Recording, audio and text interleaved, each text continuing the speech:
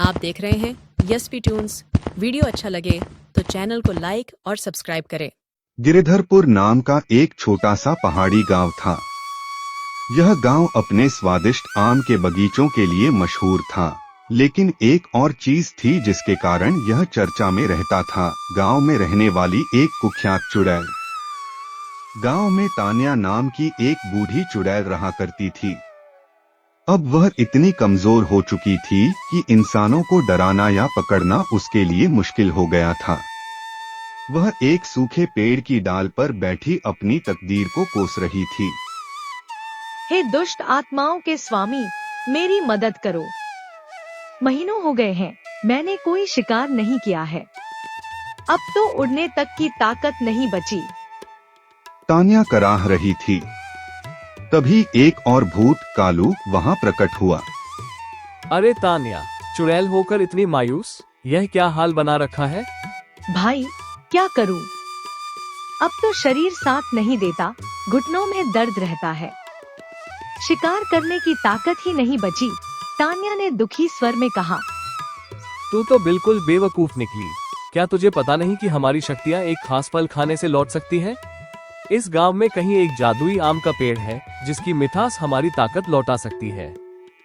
क्या सच में? वो पेड़ कहाँ मिलेगा? इतनी भी आसानी से नहीं बताऊंगा, ढूंढ खुद। कालू हंसते हुए वहां से गायब हो गया। तान्या के अंदर एक नई ऊर्जा जाग उठी।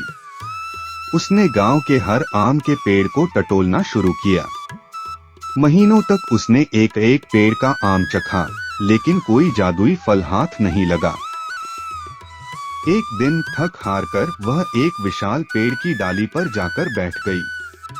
अगले दिन सुबह बगीचे का मालिक अर्जुन अपने बगीचे में पहुंचा और पेड़ से आम तोड़ने लगा।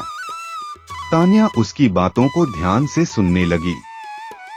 बाबा, हमारे इस बगीचे में साल भर आम आते हैं और इनका स्वाद भी बाकी आमों से अलग है, अर्जुन अपने नौकर से कह रहा था।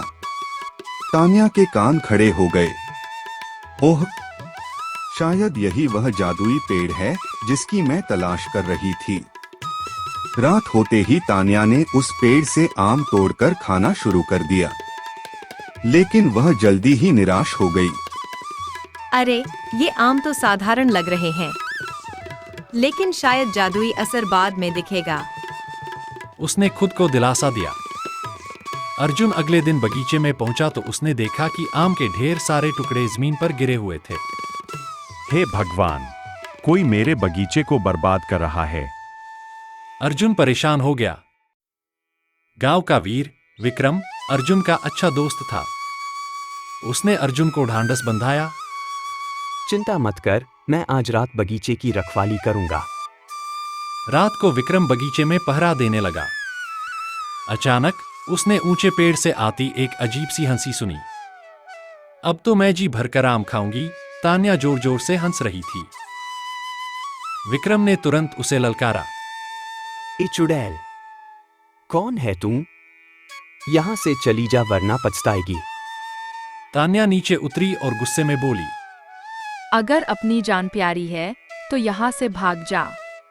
विक्रम डरने की बजाय एक मोटा डंडा लेकर आगे बढ़ा, लेकिन तान्या ने उस पर झपट्टा मारा जिससे वह बेहोश होकर गिर पड़ा।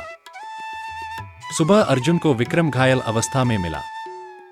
होश में आने के बाद विक्रम ने सारी घटना गांव वालों को बताई। अर्जुन को अब एक योजना सूझी। रात को अर्जुन खुद आम की टोकरी लेकर बगीचे में गया। अब तुम्हें मेहनत नहीं करनी पड़ेगी, मैं खुद तुम्हारे लिए आम चुनकर लाया हूँ। तान्या ने जैसे आम खाया और जलने लगी जलती चीखें आसमान में गूंज उठीं और कुछ ही पलों में वह राख में बदल गई।